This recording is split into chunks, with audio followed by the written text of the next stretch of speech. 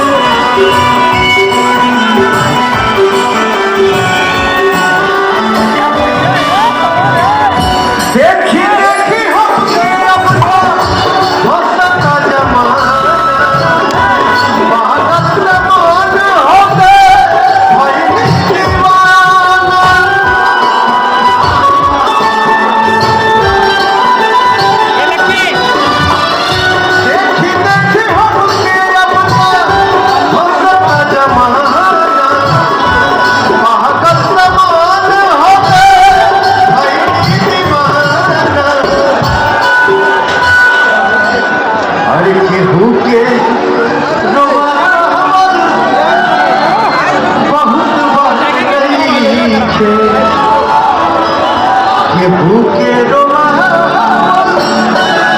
बहुत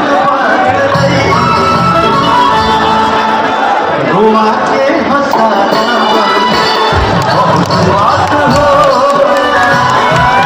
दिया लगाया बहुत बात नहीं नजरिया चुराना बहुत बात होला।